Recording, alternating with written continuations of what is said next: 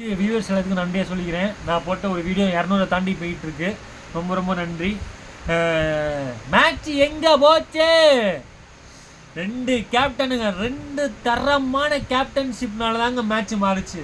Hardik Pandya Mumbai Indians தோத்திருந்தாலும் வேற level performance.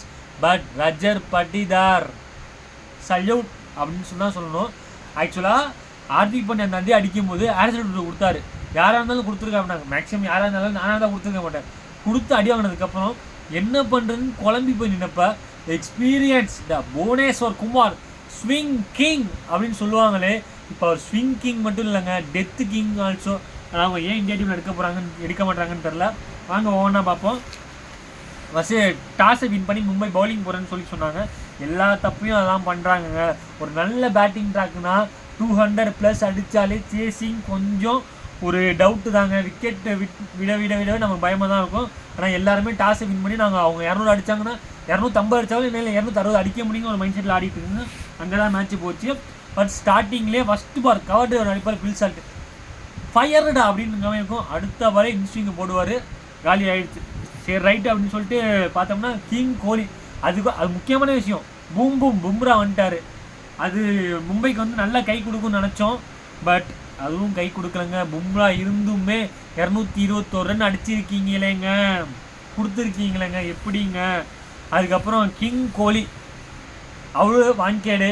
King கோலி மும்பை இந்தியன்ஸும் சொல்லவா வேணும், வேறு லெவல் பர்ஃபார்மன்ஸ். பட் படிக்கல் சூப்பராக ஆடி கொடுத்தாரு.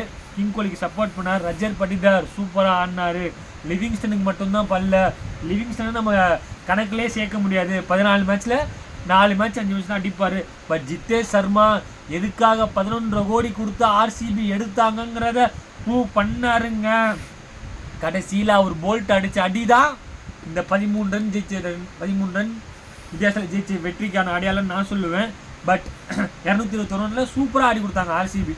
பேட்டிங் ட்ராக்கு நல்லா யூஸ் பண்ணாங்க. கிங் கோலி எப்போதுமே வேறு லெவல், படிக்கும் நல்ல சப்போர்ட்டு. ரஜர் பட்டிதார் செம்ம டச்சு. ஜித்தேஷ் சர்மா ஃபினிஷிங்னு ஆடி கொடுத்தாங்க. பட் மும்பை ரோஹித் சர்மா ஹிட்மேன் என்ன ஆச்சுங்க உங்களுக்கு? இன்னைக்கு என்னால் அவரை குறை சொல்ல முடியாது. அவர் நல்லா தான் ஆடினார். பட் அவுட் ஆகிட்டாருங்க. விக்கல்டனுக்கும் வில் ஜாக்ஸுக்கும் அந்த அளவு படுதான்னு எனக்கு தெரில. வில் ஜாக்ஸுக்கு பதில் நம்ம திலக் வர்மாவையும் கையும் இறக்கிட்டுலாம். நீங்கள் போட்டு அப்படியே குழப்புறீங்க.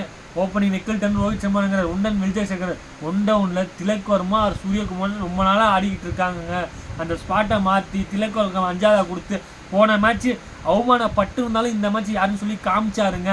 அதுக்காகனாச்சும் மும்பை இந்தியன்ஸ் ஜெயிச்சுருந்துக்கலாம். பட் முடியலையேங்க. சூரியகுமார் யாதவுக்கு இந்த மேட்ச் படலைங்க. உடனே சொல்லிடுவாங்க சூரியகுமார் யாதவ் தான் மேட்ச் போச்சுன்னு. என்னங்க பண்ணுறது? எல்லாத்துக்கும் ஒரு பேட் டே வரதாங்க செய்யும். நான் அதை தான் மறுபடியும் சொல்லுவேன். பட் ஹார்திக் பாண்டியா வந்தாருங்க.